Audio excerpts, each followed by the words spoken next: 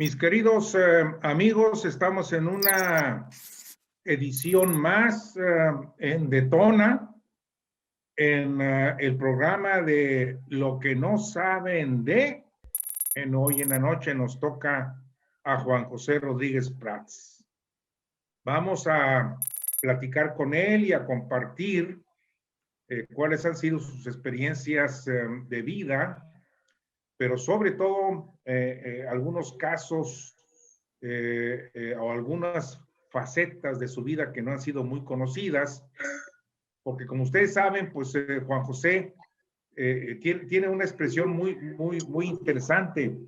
Él dice que durante un año fue activista estudiantil, ¿verdad, Juanjo? Y líder estudiantil. 24 años como priista y 27 o 28 o ya no sé cuántos de panista, ¿verdad? 27. 27. ¿Has escrito cuántos libros, Juanjo? Mira, escrito, transcrito, plagiados y con varios autores, 24 libros. 24 libros. Muy bien. Pero además, fíjense qué interesante. Juanjo escribe prácticamente todas las semanas. ¿En qué periódicos, Juanjo? En el Excelsior. En el Excelsior. Básicamente en el Excelsior.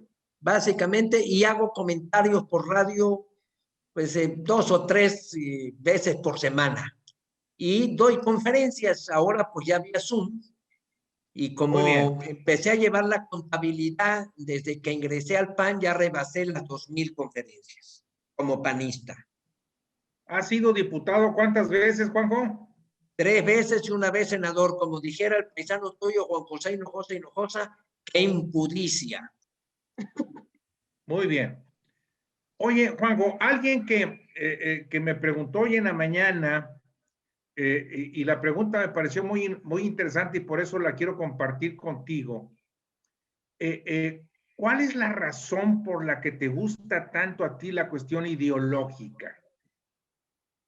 Mira, yo cuando empecé, porque tuvo la buena fortuna mi madre, porque ella tomó la decisión de que yo fuera a estudiar a Jalapa, Veracruz. Jalapa es una ciudad hecha de cultura y política. Y llegué a los 12 años, a los 13 años para estudiar secundaria.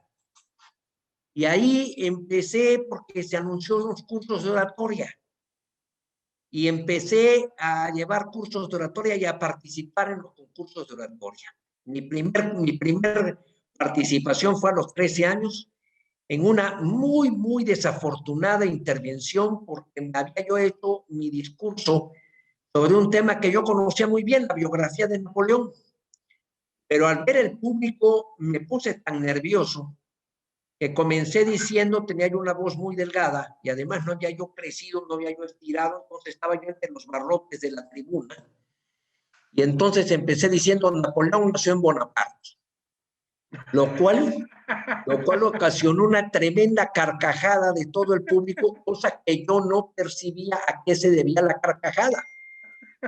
Intenté 5 veces iniciar y la carcajada se hizo ya una psicosis colectiva hasta que el maestro de ceremonia me dijo, ya bájate.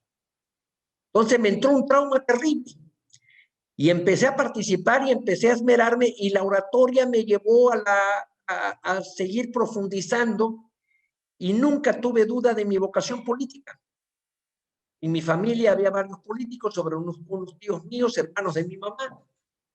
Y entonces, pues, salir a la política, empecé a estudiar historia, empecé a leer, y leí mucho sobre la Revolución Mexicana. Ahí me encontré un libro, para mí es un libro excelente, que lo he leído, no me gusta leer 2 o 3 libros, 2 o 3 veces un libro, porque me da un trauma como que se me está yendo ya la memoria, entonces, pero en este caso sí lo he hecho, porque es el libro El hombre mediocre de José Ingenieros. Tenía yo como 16 o 17 años cuando lo leí la primera vez. Es una prosa riquísima. No debe llamarse el hombre mediocre, debe llamarse el hombre superior, porque lo que hace José Ingenieros es dar recomendación, él ataca la mediocridad. Entonces, eso me llevó a buscar superarme. Y esa fue la inclinación que tuve. O sea, yo veía que mis compañeros de generación decían voy a estudiar ingeniería o medicina, o otros decían no, pues química o filosofía. Yo no, yo quise estudiar derecho para hacer política, y el mejor instrumento para hacer política es el derecho. Porque si tú conoces la normatividad jurídica, sabes cuestionar la norma, sabes estudiar la norma, desentrañarla en sus principios, en sus valores. El derecho es un instrumento brutal, extraordinario, eficaz para hacer política. Así que esa fue la razón, mi querido Raúl. No es algo y de que... casualidad, ¿no estudiaste anatomía 1, anatomía 2 o tenías No, novias? no, no. Me ocasionaba urticaria las otras materias. Para mí, civismo, historia, ética, mi inclinación hacia las humanidades fue natural. Y mi repudio al dibujo, a la matemática. Y ya cuando estaba yo en Derecho, quise hacer la carrera de Economía. Entonces hubo un momento en que me inscribí en las dos carreras. Pero en Economía me encontré con unas cosas ahí de matemáticas de las primeras clases y desistí. Y me he dedicado a estudiar el derecho. Nunca litigué. Para mí, el derecho lo he estudiado desde el punto de vista de su elaboración y desde el punto de vista legislativo. Solamente llevé un caso en mi vida de un divorcio voluntario y por poco y lo pierdo. Entonces, definitivamente, por poco se reconcilia la pareja. Entonces, definitivamente, no tuve duda. Y sí me considero, porque tengo libros que me ha dictado el Instituto de Investigaciones Jurídicas. Me especialicé en sociología jurídica, en derecho parlamentario, derecho constitucional y filosofía del derecho. La filosofía del derecho es una materia que los abogados casi la ven lo mismo que sociología jurídica, como accesoria. No, la sociología jurídica y la filosofía del derecho te dan criterio jurídico, que ayudan a estudiar la argumentación. El derecho es argumentación, interpretación. Y eso me ha sido muy útil. Esa ha sido mi materia y eso es lo que, después de desempeñarme en la administración pública, mi vida política empezó ya en la vida parlamentaria, y los últimos años ha sido la vida parlamentaria, el estudio de la historia, de la doctrina. El PAN tiene una doctrina, sin duda es el partido con mayor identidad de todos los partidos que están en el escenario nacional. Y una de las cosas que a mí me enamoró siempre, y eso se lo debo al libro Caudillos Culturales de la Revolución Mexicana, la admiración por Manuel Gómez Morín. Esa Oye, fue la Juanjo, razón por la que yo toqué las puertas del PAN. Oye, Juanjo, de acuerdo al filósofo y sociólogo Gilles Lipovetsky, que lo has de conocer. Sí, claro, sobre el deber. Él habla de que estamos en la segunda revolución individualizada, ¿verdad?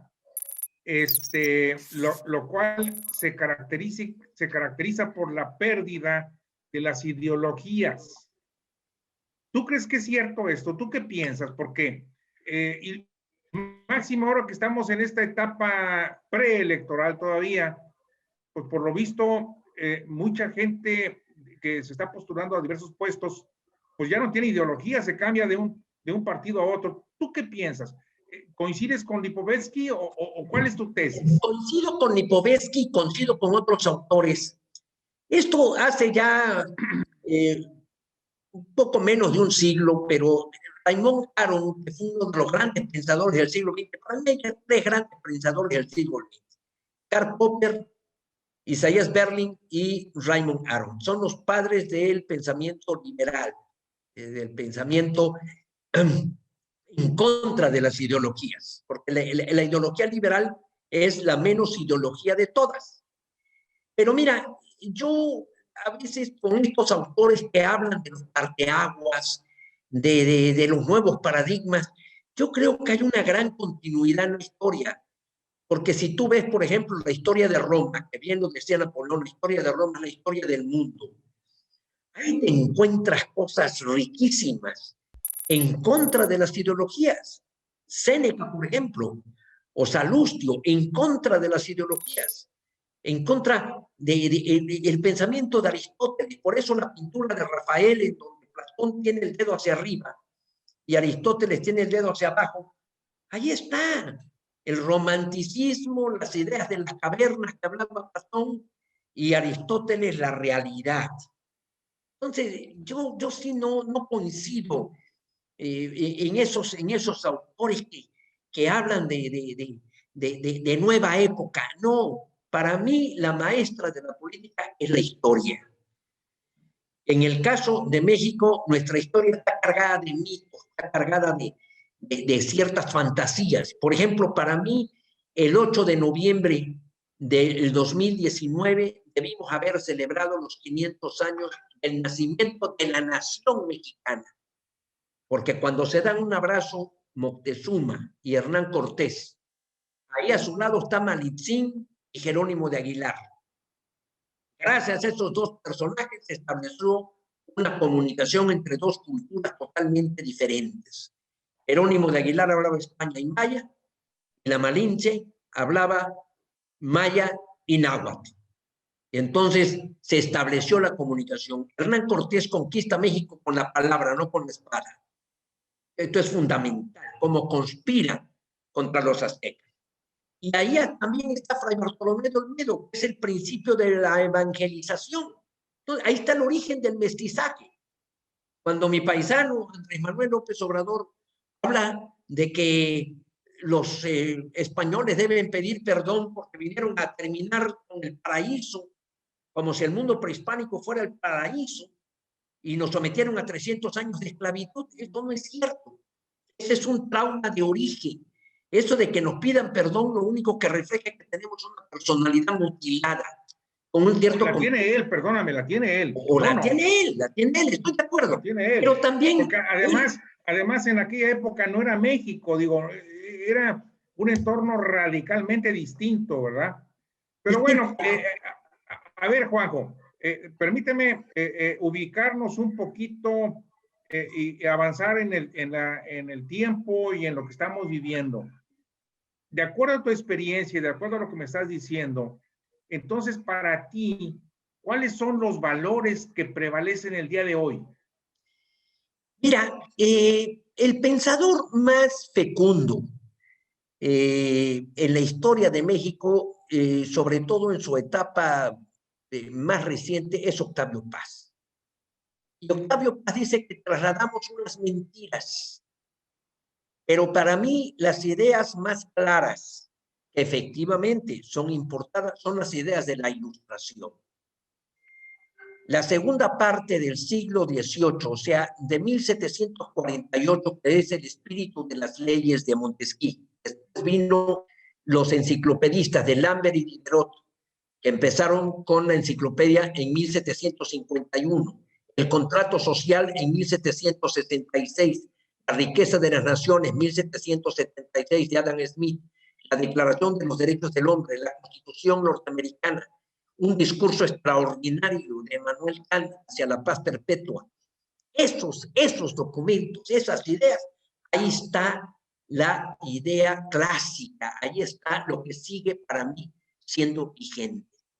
Ahí se nutre Gómez Morín y se nutre González Luna. Ahí está la división de poderes, están los derechos humanos, ahí está lo que debe hacer lo público y lo privado, lo que deben hacer los sectores. Ahí está el concepto de Estado de Derecho.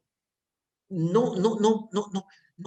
La política no es cosa de inventar, es cosa de recordar. Pero la imaginación. ¿Estarías de acuerdo, Juanjo, que hoy, 3 de febrero del 2021, el entorno político y los actores políticos que nos rodean traen otros valores? No. ¿No? No. Mira, hay varios autores. A mí me encantan de los autores más recientes. Por ejemplo, Stephen Pinker, que escribe Tabla Rasa. O sea, somos el hombre una tabla rasa donde se escribe o traemos una herencia. Y es el mismo Steven Pinker habla en defensa de las ideas de la Ilustración. Hariri, Joan Noah Hariri, un hebreo, son los grandes pensadores ahorita. Jürgen Habermas sostiene un debate con Joseph Ratzinger y termina diciendo las ideas cristianas. Cuando a mí me dicen el nuevo discurso político, no. La gente que ha convencido, ¿por qué convence? Porque habla en forma muy sencilla de la verdad, porque es realista, porque es auténtico, porque es congruente, porque tiene un lenguaje accesible. Entonces, dejemos de pensar que se pueden inventar cosas. Hay una vieja tesis demencial. O sea, estamos esperando eventos milagrosos. No, ¿qué ha funcionado en México y qué no ha funcionado? La generación más brillante en la historia de México es la generación liberal. La generación de Benito Juárez, Zarco, Ignacio Ramírez, Vallarta, José María Lafragua, Melchor Ocampo, Sebastián Lerdo de Tejada. Esa generación en la Constitución del 56-57 tenía claro qué debe hacer el gobierno y qué deben hacer los particulares. ¿Qué debe hacer el gobierno? Otorgar servicios públicos. ¿Cuáles son los servicios públicos que debe otorgar? Seguridad, salud, educación, preservación del empleo. ¿Lo está haciendo bien el gobierno mexicano? No. Aboquémonos a esas tareas. Cuando en la Constitución se dice el derecho a la alimentación nutritiva, el derecho a la vivienda digna, estamos fantaseando, estamos mintiendo con la ley. No hay peor cosa que revestir una mentira del lenguaje jurídico. Entonces, ¿qué nos ha funcionado en la historia de México y qué no ha funcionado? Mira, cuando Ruiz Cortines destapa a López Mateos y le dice a López Mateos, el día de mañana le va a hablar Antonio Ortiz Mena para invitarlo a desayunar. 2 días después del destape desayunaron en casa de Ortiz Mena. Esto es histórico, está en un libro que yo escribí sobre la biografía de Ruiz Cortines. Desayunan López Mateos, Ortiz Mena y Ruiz Cortines. Y Ruiz Cortines le dice a López Mateos, usted va a manejar la política y usted va a manejar la economía. No contaminen una y otra. Ahí está el secreto. Ahí está el secreto del desarrollo estabilizador. Alcanzamos el 6% del Producto Interno Bruto. Eso ahorita parece una hazaña tremenda, con menos del 2% de la inflación.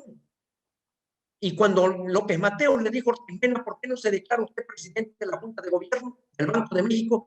Ortiz Mena le dijo, porque a mí usted me da órdenes, pero allá en el Banco de México está un señor que se llama Rodrigo Gómez, que maneja con libertad y con autoridad moral el Banco de México, la banca central, la idea gómez-moriniana de haber creado la banca central.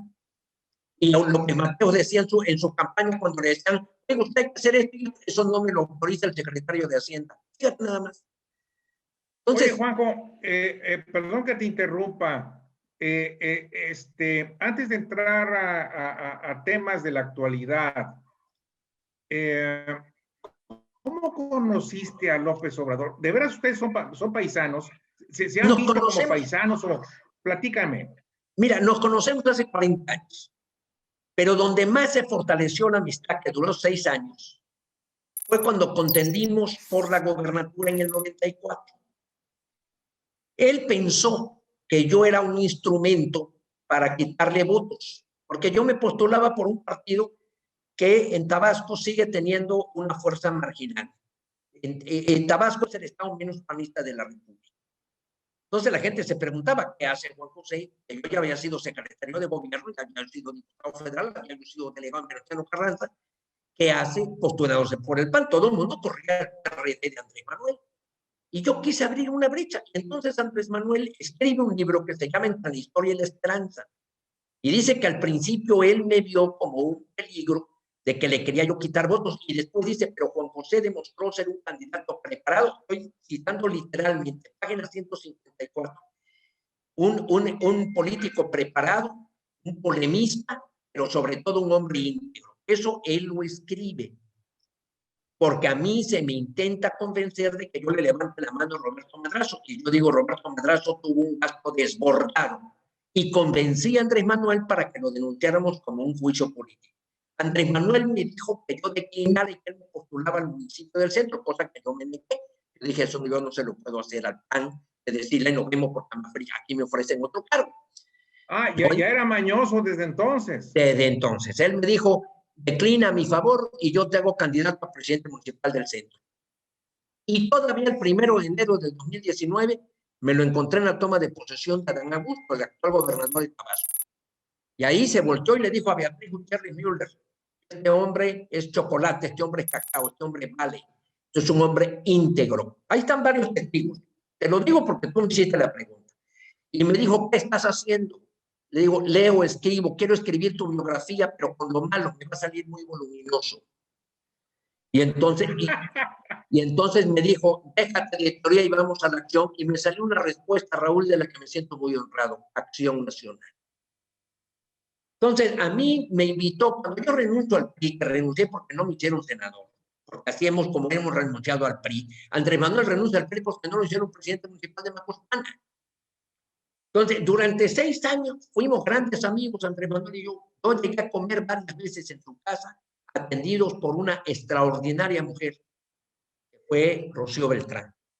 Una mujer extraordinaria que le dio una gran resiedumbre, que le dio un gran valor a Andrés Manuel. Iban y agredían. La primera esposa, ¿verdad? La primera esposa, enviuda Andrés Manuel. Tiene una enfermedad muy larga, Rocío. Le tiraban gatos muertos al patio de su casa, a Rocío y a Andrés Manuel. La agredían cuando iba por los niños a la escuela. Le hablaban mi mamá y mi hermana, le hablaban a Rocío, hijita, porque son teapanecas. Rocío era teapaneca, una mujer muy valiente. Hijita, se te ofrece algo, aquí estoy, tía, y aquí estamos firmes. No era su tía, pero le decía así Rocío a mi mamá.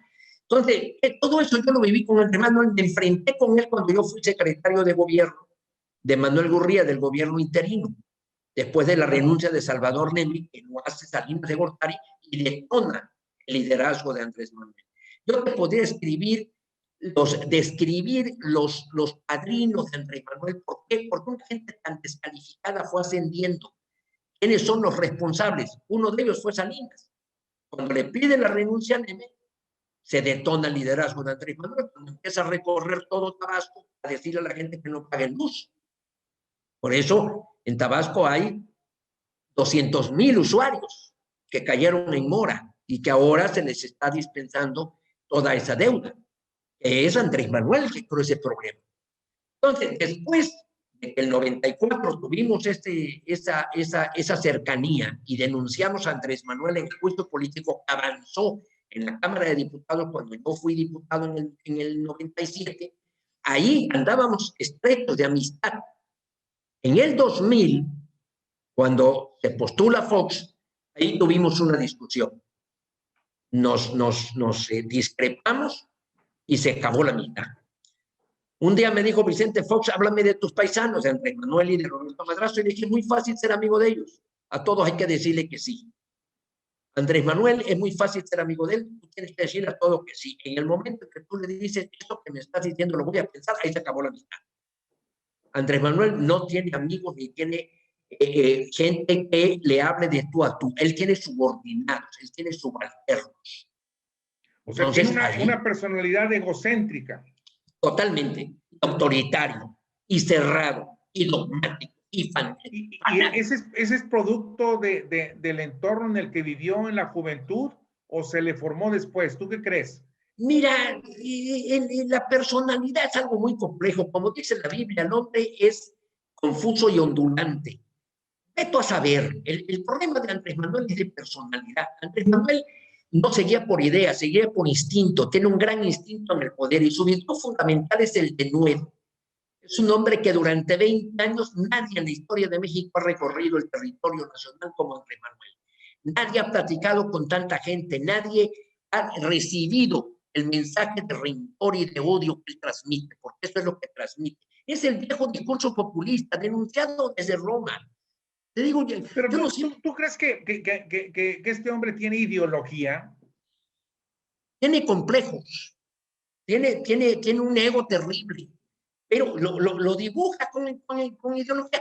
Hay una cosa que es una contradicción enorme. ¿Cómo es posible que Andrés Manuel se haya identificado más con Donald Trump, que es un hombre de extrema derecha, que con Joe Biden, que es la decencia, el pudor en la política? Andrés Manuel está obsesionado. Ahorita tenemos una desventaja, porque él está pensando las 24 horas cómo ganar la elección del 6 de junio. Las 24 horas. Yo se lo dije al presidente Fox, señor presidente, no se pelee con él. tiene una ventaja, usted tiene otras ocupaciones y otras preocupaciones. Él, si se pelea usted con él, va a pensar las 24 horas cómo perjudicarlo. Usted tiene ventaja. Entonces, ¿nos transforma el poder o nos muestra cómo somos? Yo creo que Andrés Manuel se mostró como somos.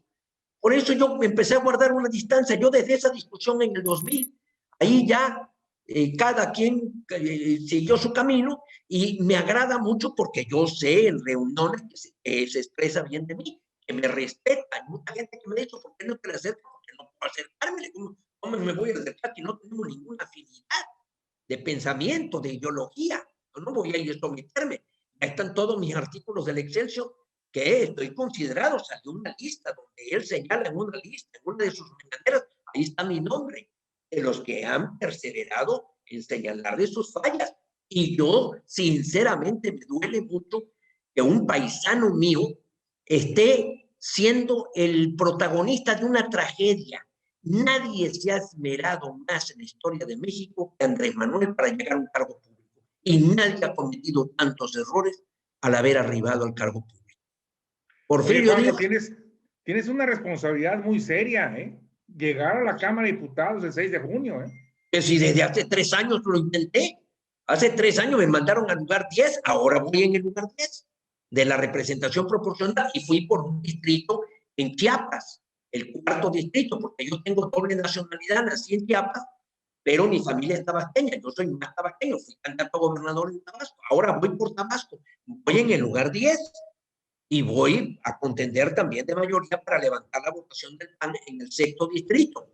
Pero eso yo no quisiera hacer mucho énfasis porque no podemos hacer ahorita campaña, no se vaya a interpretar. No. Yo estoy hablando de que por lo menos el que habla, que soy yo, quisiéramos verte en la Cámara de Diputados, porque definitivamente necesitamos a alguien que tenga ese bagaje, esa acreditación para hablarle de frente al presidente y ponerlo en su lugar.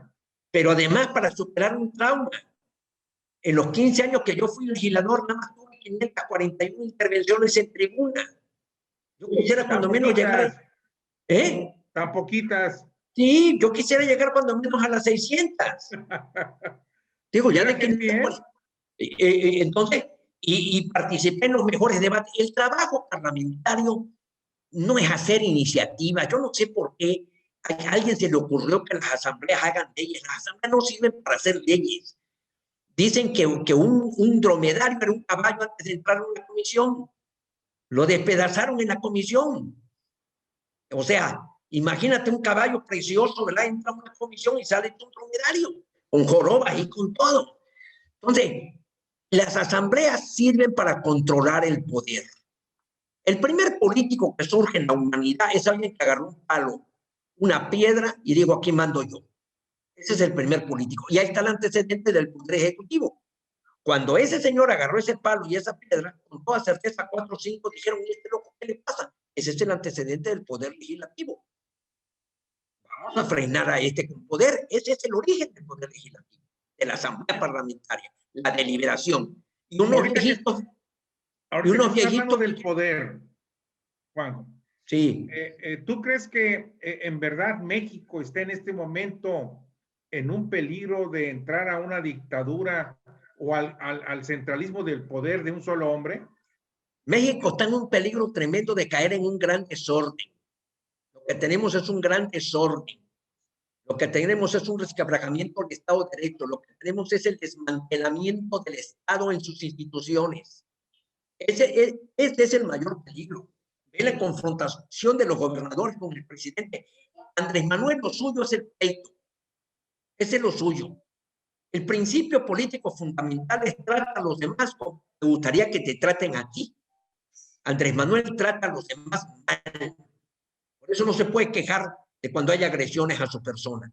Entonces, ¿qué es lo que estamos viviendo? Un gran desorden. Que es peor, ¿eh? Cuando se dice el viejo PRI, no, cuidado. El viejo PRI tuvo sus reglas, tuvo sus principios.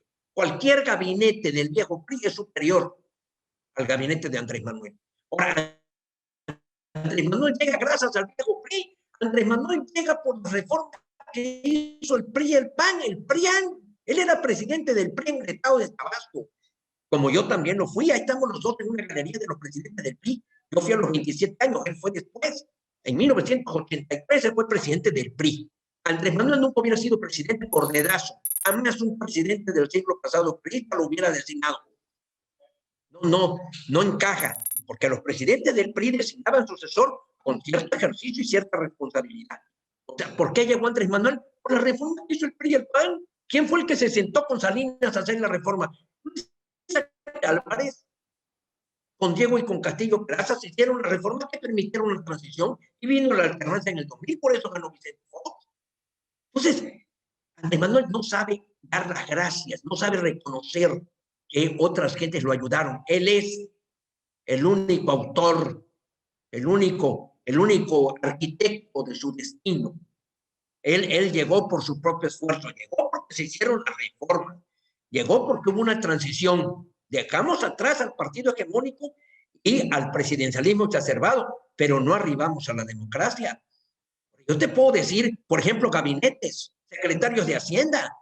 Hombre, desde Eduardo Suárez con Lázaro Cárdenas, o Montes de Oca, o Alberto J. Pani, o Ramón Beteta, o Antonio Carrillo Flores, Hugo B. Margay, Antonio, ahí terminó. Ahí notas una decisión terrible que marcó cuando Echevarría le pide la renuncia a Margay y pronuncia la frase fatal: las finanzas se manejan desde los pinos.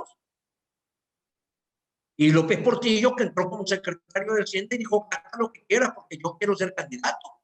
Y permitió y le dio manga ancha. Ahora, por ejemplo, Andrés Manuel hizo un ejercicio, invitó a Carlos Ursúa, pero Carlos Ursúa se sintió avasallado en su autoridad y dijo: esto yo no me presto. Y ahí vino la renuncia de la dignidad. Andrés Manuel tiene ya un récord en su gobierno: la renuncia del subalterno al jefe. Germán Martínez, Carlos Ursúa, Jiménez Espriu, Guillermo García Alcocer, Donatiu Guillén. Podemos mencionar mujeres, hay 3 o 4 mujeres que renunciaron al mismo día, porque no están de acuerdo en la forma en que se está llevando a cabo su gobierno. Eso es caso único en la historia de México. Oye, Juanjo, yo no vine a hablar de AMLO, vine a hablar de ti. Pero antes de que platiquemos de ti otra vez, ¿por qué trae tanto coraje AMLO? ¿Por qué tanto odio? ¿Por qué tanto resentimiento? Es el populismo, es la figura populista. Mira, hay que leer la biografía de los grandes hombres. Hay 10 grandes políticos, para mí son los 10 prototipos. Esto es lo que debemos hacer para nosotros elegir a los que nos vayan a sacar de esta crisis. Yo he seleccionado 10, lo tengo en mi libro Cartas a un joven político, 10 políticos latinoamericanos. Elegí a Ruiz Cortines del siglo pasado, Óscar Arias de Costa Rica, Rómulo Betancourt en Venezuela, extraordinario presidente, Rómulo Betancourt, que gobernó 2 meses Venezuela. Rafael Caldera, muy buena la primera, muy mala la segunda. Rodrigo Borja en Ecuador, Patricio Aylwin y Ricardo Lagos en Chile, Sanguinetti en Uruguay, Raúl Alfonsín en Argentina, Fernando Enrique Cardoso en Brasil. ¿Cómo son? Sencillos, afables, no los ves con aspavientos, no llegan diciendo antes de mí el caos, después de mí el diluvio. No, me encantó una frase que dijo Joe Biden: yo quiero ser un presidente aburrido. Andrés Manuel eso no lo concibe. Andrés Manuel está provocando el sobresalto todos los días del pueblo de México. Todos los días nos acuden. ¿No incluirías en esta lista a Bachelet y a Pepe Mújica? Pepe Mújica, sí, y Magdalena Michelet, no, es correcto, fue un buen gobernante. Y Sebastián Piñera no lo está haciendo mal. Sebastián Piñera ahorita no lo está haciendo mal, en los 2 periodos que ha gobernado. La clase política chilena es la clase política más madura latinoamericana. Si así como celebramos el 11 de noviembre la caída del muro de Berlín, debería de celebrarse en toda Latinoamérica el 5 de octubre del 88, cuando toda la oposición en Chile derrota a Pinochet en el plebiscito y le dicen: no continúas en el poder. Esa es una hazaña. Y ahí también hay un general Matei, que cuando Pinochet dijo: no voy a aceptar resultados, dijo: fíjate que sí. Y el general Matei salió, convocó a la prensa y dice: ganó la oposición. Vámonos a elecciones. Entonces, ¿cómo son estos personajes? No hay secreto en esto. Mira, hay que leer las memorias de Konrad Adenauer. ¿Cómo sacó Konrad Adenauer a la crisis en Alemania de la democracia cristiana en 1949? O Gastieri en Italia. Ahí tienes a las mujeres. Ahí está Angela Merkel. Ahí está Jacinta Ardern en Nueva Zelanda. Ahí está esta mujer, Sanna Marin en Finlandia, una millennial. Kamala Harris en Estados Unidos, Nancy Pelosi, qué mujer, por Dios, esa mujer. Ahí tienes ejemplos. ¿Te manejan acaso? Nos toca a la mujer, es por cuota. No te manejan discurso feminista. Margaret Thatcher te hubiera manejado un discurso feminista. No, aquí estoy, yo valgo. Golda Meir. O sea, el siglo XXI es liderazgo femenil. Entonces, no hay secreto en esto, hombre. ¿Por qué complicamos tanto? Es sencillo. ¿Quiénes han sido buenos gobernadores en Nuevo León? Calidad humana en el cargo público, sencillez, amabilidad. Esas son las virtudes, las cualidades del hombre en el poder. Hay un libro precioso de Michel Inapiez, Las virtudes cotidianas, y hay otro que se llama, se me va ahorita el nombre en español, se llama ay caray, ya se me fue el nombre, la El señor ejemplaridad. Alzheimer ya te visitó. La ejemplaridad pública, la ejemplaridad pública. El hombre en el poder debe ser un ser ejemplar. O sea, la congruencia.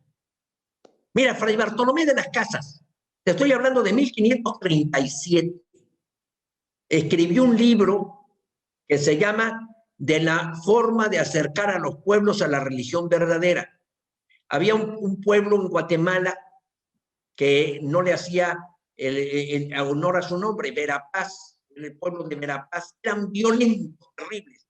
Y le dice a su sacerdote, Fray Bartolomé de las Casas, para que vayan a evangelizar. Primero, tienen ustedes que convencer a las gentes de que van de buena fe, de que los van a ver como seres humanos pensantes, no de que los van a manipular, no le van a hablar a niños. Tienen que establecer un puente de comunicación razonable. Segundo, que no los van a despojar de sus bienes. Tercero, su sermón tiene que tener una dosis de amor. Cuarto, debe ser un discurso sencillo, accesible, váyanse a referencias históricas, utilicen la parábola, hablen de las metáforas, hablen de los ejemplos. Y quinto, que lo que digan se corresponden con la vida que ustedes llevan, la congruencia. Ahí están, autenticidad, sencillez, el dosis de amor. Por Dios, ¿por qué queremos inventar? Eso es para química, eso es para cómo vencer la pandemia, pero de cómo ejercer el poder. Inclusive, yo conozco muchos casos, hay un relato de Rosario Castellanos, de un hombre analfabeta que gobierna un pueblo, un municipio en Chiapas, que se llama Altamirano. Urbino se llamaba, Urbanino se llamaba el personaje. Tenía una obsesión por servir a aquel hombre. Era un hombre ignorante. Dice que durante toda la noche, porque se hospedaron ahí en su casa donde iban rumbo al rancho, ella y su familia, toda la noche se pidió, hablándoles de la carretera que tenían que hacer a Comitán, que por favor donaran carretitas, que donaran palas. Es deseo de servir. O sea, San Pablo lo dice, quien pone la mano en el arado y voltea hacia atrás no sirve para arar la tierra. Fíjate nada más que idea de San Pablo. Quien pone la mano en el arado y voltea hacia atrás no sirve para arar la tierra. Quien pone la mano en un cargo público y voltea hacia atrás no sirve para ejercer el poder.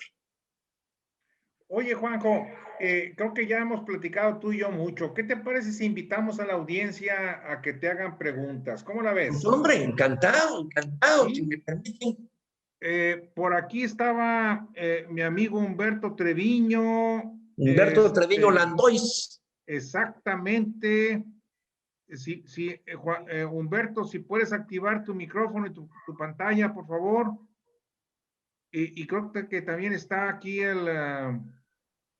ya está aquí Humberto. Adelante, Humberto, te escuchamos. Aquí estaba, pero estaba apagado, escuchando con mucha atención al maestro Rodríguez Prats. Oye, no, pues mira, realmente siempre muy interesantes tus relatos, tus disertaciones. Yo más bien quisiera que nos comentaras un poquito más bien a futuro. Y te mandé por ahí una notita diciéndote y te decía que no es ningún halago, no es ningún halago afirmar que tú eres quien mejor conoce la historia del PAN. No hay duda de eso. Tú eres quien mejor conoce la dificilísima coyuntura por la que transita el partido. Problemas. Respeto a mi Nadal también, ¿eh? Sí.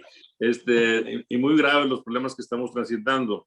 Yo diría, ¿por qué no nos compartes tu visión de los siguientes 3 años del PAN? ¿Hay salida?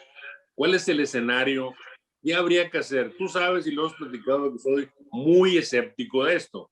Yo creo que los partidos tienden a no ser eternos y a lo mejor le tocó ese tránsito al PAN. ¿Qué nos puedes comentar? Porque realmente eso es fundamental, pues para México y para muchos que hemos creído de que el PAN pues, es una buena opción para ejercer llegar al bien común. Mira, yo creo, lo primero que hay que hacer es evitar que Morena tenga mayoría. Pero ahí va a empezar a escribirse una historia, porque el Estado mexicano va a estar en unas condiciones de desmantelamiento terrible en todas sus instituciones. Yo diría que la 65ª legislatura va a tener la tarea de reconstituir al Estado mexicano. ¿Seremos capaces de lograrlo? ¿Seremos capaces de que PRI, PRD, PAN, esa alianza que hoy se ha formado, un movimiento ciudadano que también tiene afinidades con nosotros, pudiéramos llegar a acuerdos? Ahí está el gran reto, ahí está el gran desafío. No me atrevo a hacer un pronóstico, pero también te diría, yo clasifico a 7 tipos de panistas. Hay el panista nostálgico, el PAN de Gómez Morín, el PAN de González Luna. Hay el panista desertor. Sí, yo ni era panista, yo me tuve que afiliar porque, pues bueno, estaban ahí en el trabajo, pero yo, el automarginado, ya no me gustó la política, ya yo me voy a mi casa. El panista no es político profesional. Esto desde el origen, el discurso de Gómez Morín en el 39 dice que hay gente decente, no hay gente que viva de la política. Un día me dijo a mí Diego Fernández, tú vives de la política y tú vives de litigio. Si lo hacemos con honestidad, ¿cuál es el problema? El problema es, ahí viene otro grupo, los puritanos. La política, el PAN se ha desviado, la política, yo ya no voy, yo ya me quedo en mi casa. Ese es un error, lo hemos discutido tú y yo, Humberto. No hay ningún partido ahorita en México que se salve. Hay que involucrarse, hay que participar y entiendan que no vamos a un convento. El PAN es el partido que la libra mejor, con todas sus grandes fallas, con todas sus desviaciones. No tuvimos a la altura en los 2 sexenios, estoy de acuerdo. Todavía Vicente Fox la libra, el sexenio de Felipe fue desastroso. Vicente Fox le entregó el poder a un panista, integró un buen gabinete, el gabinete de Vicente Fox, hombre, Abascal en trabajo, Julio Fren en salud, Francisco Gil en Hacienda, Javier Osabiaga en agricultura, Pedro Cerizón en comunicaciones. Hombre, podríamos continuar. Hubo 3 errores. Tu paisano Reyes Tamés en educación, Josefina Vázquez Mota en desarrollo social y Santiago Krill en gobernación. Pero intentó, Castañeda era un buen proyecto, pero el mismo Castañeda empezó con sus celos y se fue. La política, a mí me encantan unos versos de mi paisano José Gorostiza. Mi torpe andar a tientas por el lodo. Esa es la política. Andamos a tientas por el lodo. No vamos a entrar en una realidad que es sucia. No idealicemos. Eso lo dijo Max Weber. El que quiera conservar su alma limpia, que no se meta a la política. Entonces, continúo con la enumeración de los panistas. En 5º lugar, diría los automarginados, los que se han marginado. En 6º lugar, los felices, los que ya hicieron su fortunita, hicieron su capitalito, yo ya la hice, ya quiero resolver el problema de mí y varias generaciones más. Y 7º es el panista que yo quisiera que hubiera más. Seguimos continuando. Y ese es la única remedio y la única receta. Que si tiene remedio el PAN o algo, no, ahí voy a continuar y ahí voy a canalizar y ahí voy a dar la pelea. Pero ahorita, pues lo que hay que luchar es, desde luego, por el triunfo en la próxima elección. Y después vendrá la elección interna en el PAN. Ahí está el momento de la reflexión. Pero no involucrarse en los partidos políticos y marginarse me parece un gravísimo error. Martin Luther King lo dice: yo prefiero 1000 veces al que sale a la calle y protesta. Me dan miedo las buenas conciencias que están metidos en sus hogares. Y Edmundo Burke lo decía: los malos ganan cuando los buenos deciden no hacer nada. No hay más que entrarle. Muchas gracias, Juanjo. ¿Alguna Espero haberte réplica, Humberto? y no haber sido... Bueno, por aquí había una pregunta del licenciado Servando Yáñez Leal. ¿La quieres hacer, Servando? Micrófono. No, licenciado, eso se lo pienso hacer usted aquí en privado. Ah, bueno, entonces eso nos vemos mañana. Muy Sí, bien. mañana. Y gracias, oiga, gracias. Al contrario. Aquí la maestra Tere Sepúlveda quiere hacer una pregunta.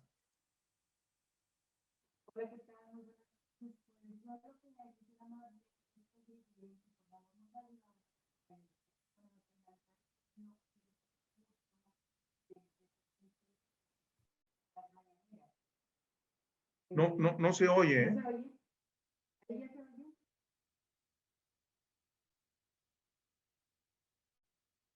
¿Ahí se escucha?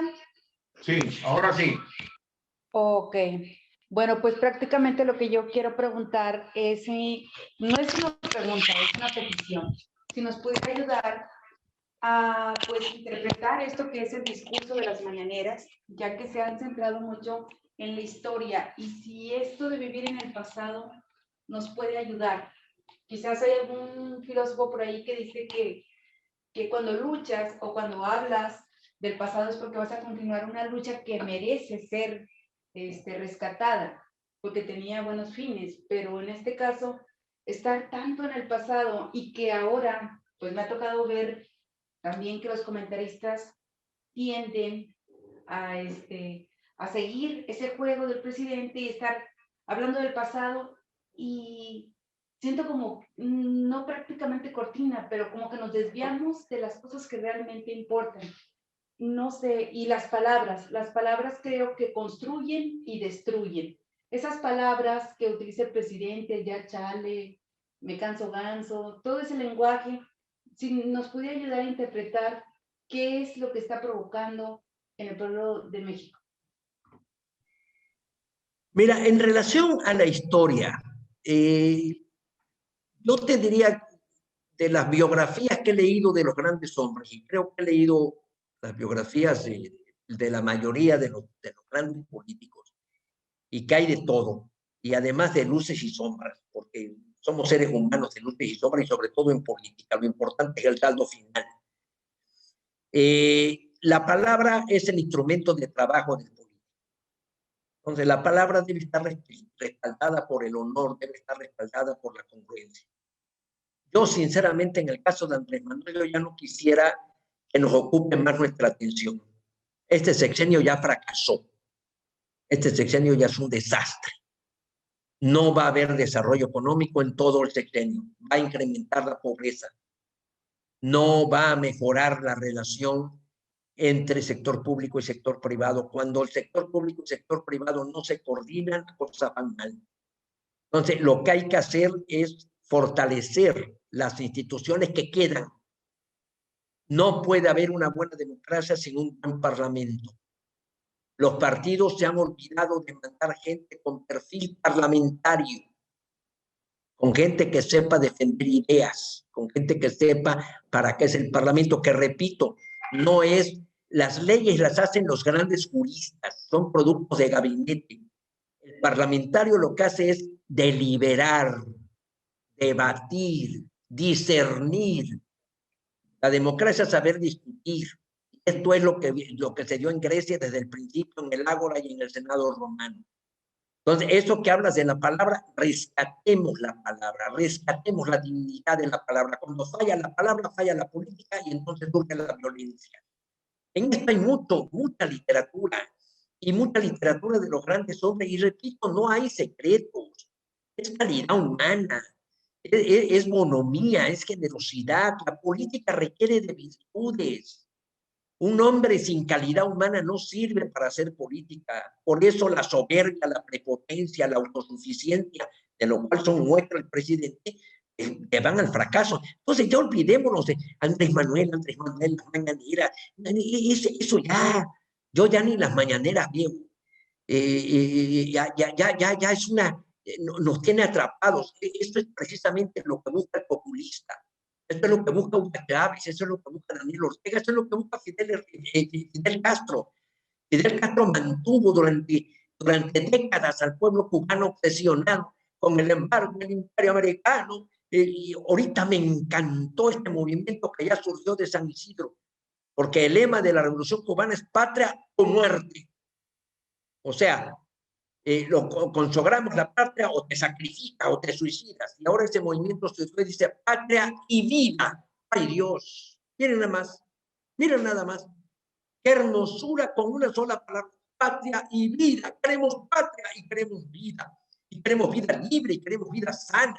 Y queremos vida plena. Y una de las cosas que tenemos que hacer los mexicanos es ¿para qué sirve el derecho? El derecho sirve para muy poco y es más lo que estorba. Martin Luther King dice una frase preciosa. Dice, no puede haber leyes que obligan a los hombres blancos a que me quieran, pero sí puede haber leyes que eviten que me linchen. El derecho está para evitar males.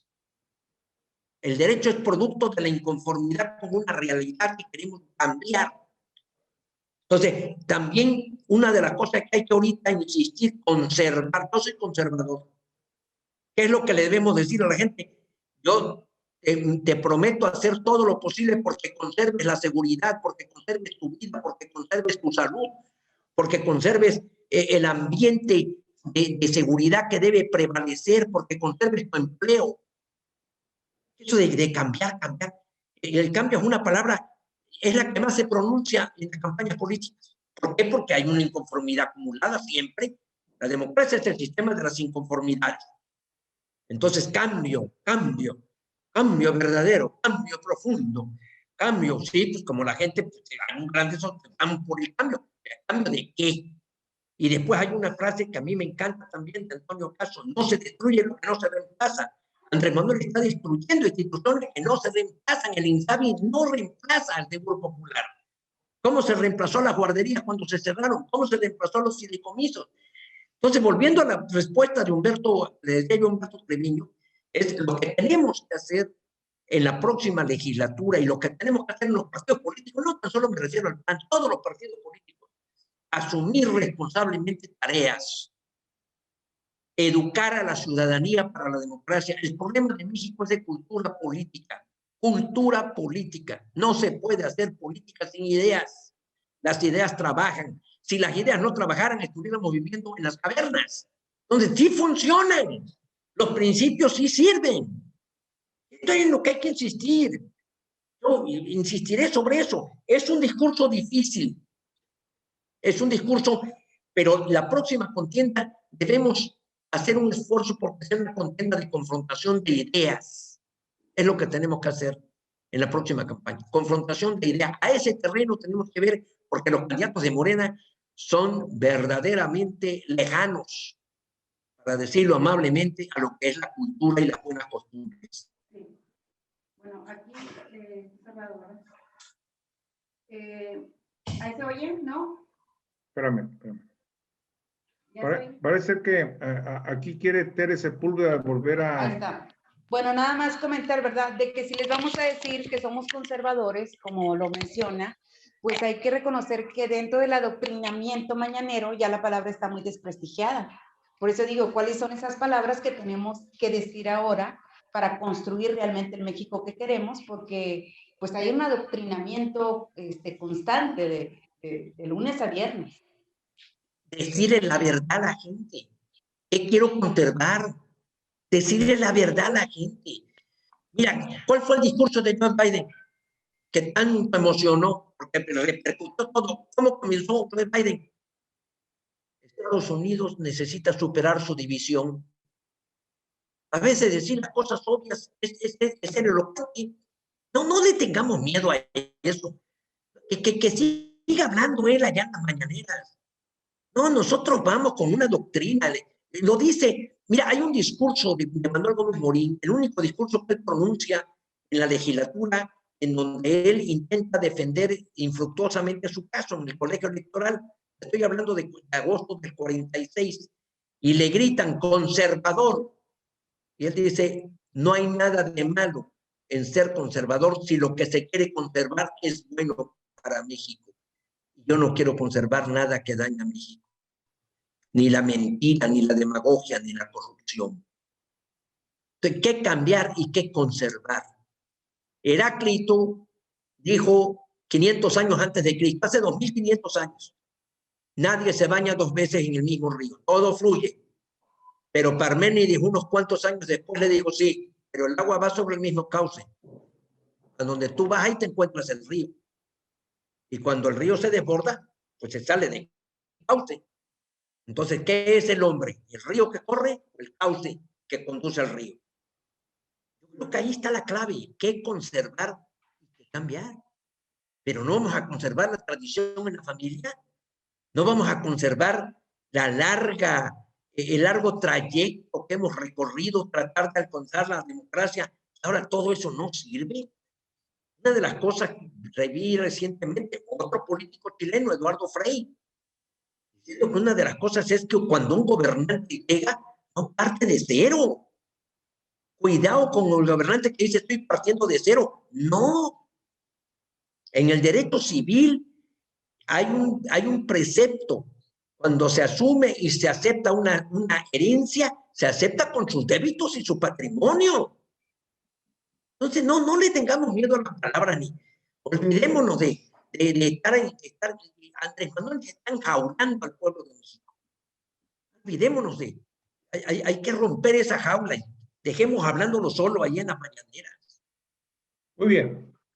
Pues, mi querido Juanjo, creo que ya nos hemos extralimitado, no solamente en el tiempo de la entrevista, sino en escucharte. Aquí podríamos estar toda la noche. La verdad que tu plática, como siempre, es enriquecedora y nos ilumina nuevos caminos.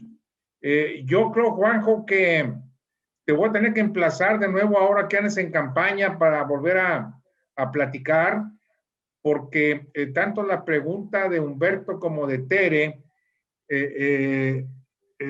tienen una profundidad enorme, enorme. ¿Por qué? Porque no solamente es llegar a la próxima estación y ganarla, que es el 6 de junio, sino después empezar a prepararnos para el 24. Desde Monterrey, donde me encuentro ubicado, te mando un fuerte abrazo, todo mi cariño, todo mi afecto, hasta Tabasco, donde estás tú. Por aquí el amigo, a ver, Lelo, Zapata, ¿qué dices? Quítale el micrófono, ponle el micrófono.